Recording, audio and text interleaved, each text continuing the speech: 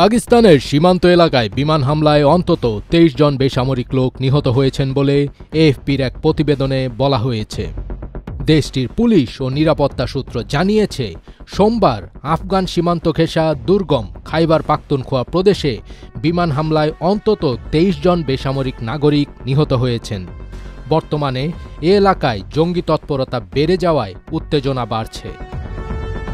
এদিকে পার্লামেন্টে বিরোধী দলের সদস্য ইকবাল আফ্রিদি অভিযোগ করে বলেছেন, সন্ত্রাস বিরোধী অভিযানের অংশ হিসেবে পাকিস্তানের সেনাবাহিনী রাতে এই বিমান হামলা চালিয়েছে।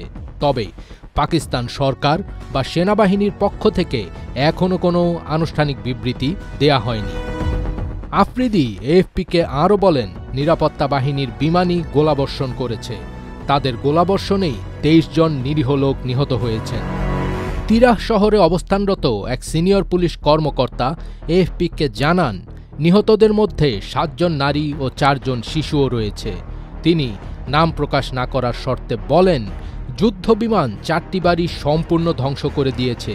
তিনি আরও জানান, তিরাহ পাকিস্তান আফগান সীমান্তের কাছে অবস্থিত এবং এখানে একাধিক তেহরিকে তালেবান পাকিস্তান ঘাঁটি রয়েছে। সাম্প্রতিক মাসগুলোতে এ এলাকায় নিরাপত্তা বাহিনীর ওপর বহু হামলার ঘটনা ঘটেছে।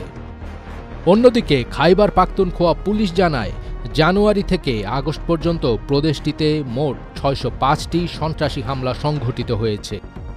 এদিকে ভারতের বিভিন্ন গণমাধ্যমে এই হামলায় খাইবার পাখতুনখোয়া প্রদেশের তিরা ভ্যালির মাত্রেদারা গ্রামে কমপক্ষে ৩০ জন নিহত হয়েছেন বলে দাবি করা হয়েছে।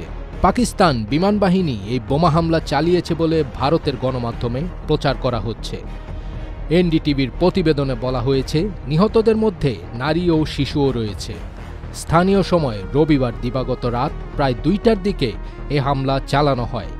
পাকিস্তানি যুদ্ধবিমানগুলো গ্রামটির ওপর টানা ৮টি বোমা নিক্ষেপ করে বলে জানিয়েছে ভারতীয় গণমাধ্যম। তবে পাকিস্তান সরকার এবং সেনাবাহিনীর পক্ষ থেকে কোনো আনুষ্ঠানিক বিবৃতি না আসায় এই হামলা নিয়ে এখনও ধোঁয়াশা কাটছে না।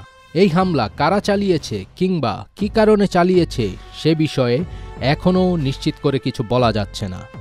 এই বিষয়ে তখনই নিশ্চিত হওয়া যাবে যখন পাকিস্তানি কর্তৃপক্ষ মুখ খুলে কিছু বলবে। ফজবির তাজ, ATN বাংলা।